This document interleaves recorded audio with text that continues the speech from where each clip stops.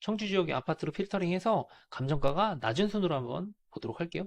낮은 순으로 쭉 가다 보면 제일 처음에 걸리는 물건이, 제일 처음에 보이는 물건이 이 물건이었어요. 충북 청주시 중림동에 있는 가경뜰 한 채 3단지. 이 물건이 상당히 괜찮은 물건이거든요.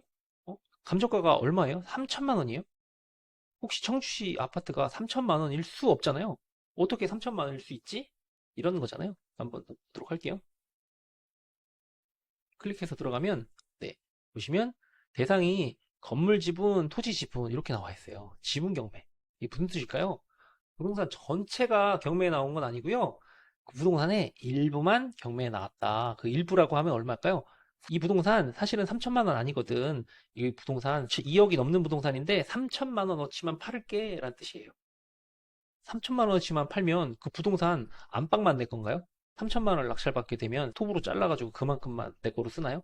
그렇지 않죠. 이 3천만 원어치만 낙찰을 받는다. 이런 뜻이에요. 그러면 지분경매의 장점과 단점이 있거든요. 지분경매의 단점이 하나 있습니다. 대출이 안 나옵니다. 그 뜻은 뭐냐면 지분경매를 낙찰받게 되면 지분경매는 리스크가 있는 건물이니까 은행에서 대출이 나오지 않습니다. 2천만 원 주고 낙찰을 받았는데 대출이 안 나온다. 이게 리스크인가요? 그렇지 않죠. 2천만 원 어떻게든지 구하면 구할 수 있으시잖아요. 저희 회원님들도 기본적으로 2천에서 3천만 원 정도를 투자금으로 투자하시는 분들도 많거든요. 그러면 이건 리스크가 아니다라고 보시면 좋을 것 같고, 지분 경매 어떻게 투자하면 좋을까? 유료 경매지에서는 이렇게 나와 있어요. 보기 좋게 11분의 2만큼만 경매에 나왔다라는 뜻이에요.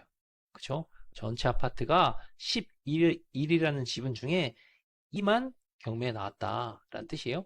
요거를 지분경매 같은 경우에는 등기부등본을 잘 볼 줄 알면 정말 좋거든요. 등기부등본 간단히 볼게요.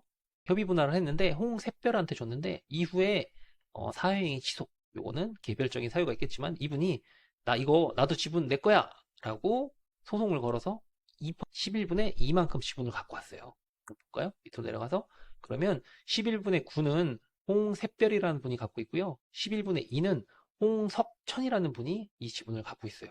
그리고 나서 어떻게 경매에 나왔냐? 이 홍석천이라는 분이 대부관리업체한테 돈을 빌려 쓰고 대부에서 돈을 갚지 않으니까 이 지분을 뺏어오겠다라고 경매가 나왔어요. 그럼 만약에 이 홍석천 자리에 다른 분이 낙찰자가 들어가셨다라고 하면 어떻게 될까요?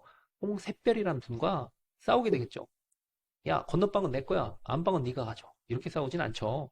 12분의 2의 지분은 내가 가지고 있으니까 이 지분만큼 내가 권리 행사를 할 거야. 라고 할 거예요. 물론 지분 경매니까 3천만 원의 경매가 나왔는데 이걸 제가 1천만 원에 낙찰 받았다. 2천만 원 싸게 낙찰을 받았다. 싸게 낙찰 받고 이 아파트를 팔자고 얘기할 수 있을 거예요. 홍색별한테. 왜? 나는 이만큼의 지분을 갖고 있으니까 이 아파트 팔자. 우리 팔아서 n분의 1씩 나눠 갖자. 라고 얘기할 거예요. 그럼 홍색별이라는 분이 그래? 팔자. 이럴 수 있겠지만 그렇지 않을 가능성이 상당히 커요. 왜냐면 홍색별이라는 분은 이 아파트에 진짜 거주하고 있거든요. 그러면 팔자고 해서 순순히 팔진 않을 거예요.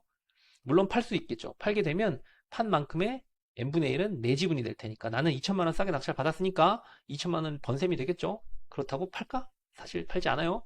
하나 더. 안 팔면 어떻게 될까? 그러면 이거를 법원에 다시 한번 내놓을 수 있어요. 이 사람이 홍색별한테 나 이 팔자고 했는데 홍색별이 협조하지 않아요. 이거 법원님 팔아주세요 하면 법원이 팔아줘요. 법원에서 팔다는 건 무슨 뜻이냐? 경매로 100% 온전한 지분으로 다시 한번 경매에 나오게 되죠. 그럼 아파트 같은 경우에는 90% 정도의 낙찰을 받을 테니까 90%의 낙찰이 되면 낙찰받은 금액을 홍색별님하고 이걸 지분경매로 낙찰받은 분하고 공정하게 n분의 1로 나눠 갖게 되죠. 그렇게 되면 나는 2천만 원 싸게 낙찰을 받았으니까 싸게 산 만큼 또 나한테 이득이 오게 되죠. 이렇게 됩니다. 하지만 이 과정 속에 홍샛별이라는 분이 내 지분을 사갈 수밖에 없는 상황이 생겨요. 보통 이렇게 해서 수익을 남기는 구조가 지분경매가 될 거예요. 어때요? 생각보다 지분경매 어렵지 않으셨죠? 여기서 지분경매라고 해서 사람들이 되게 어려워하거든요. 어려워한다는 뜻은 뭐냐면 생각보다 경쟁이 치열하지 않다라는 뜻이에요. 왜냐면 이 허들을 넘기가 생각보다 어렵거든요. 이 과정을 생각보다 어렵게 생각하시니까 경쟁이 상당히 적겠죠. 천안이나 대전이나 청주에 깨끗한 물건 막 30명, 40명씩 모여서 경쟁하거든요. 이런 물건 10명 이하, 심지어는 두세 명이 경쟁하는 경우도 많으니까 이런 물건에 접근해 보시는 것도 나쁘지 않을 것 같아요. 네, 이런 물건도 입찰하셔야 되고 가장 좋은 효과는 아파트에서 있기도 하지만 상가나 토지 쪽에 투자하시는 게 지분 경매에 더 많은 성과가 있을 수 있습니다. 사실 오이님도 그렇게 투자하셔서 지금 성과를 거두시고 계셨잖아요. 저희 회원님도 지분 경매에 투자하셔서 성과를 거둔 경우가 있습니다.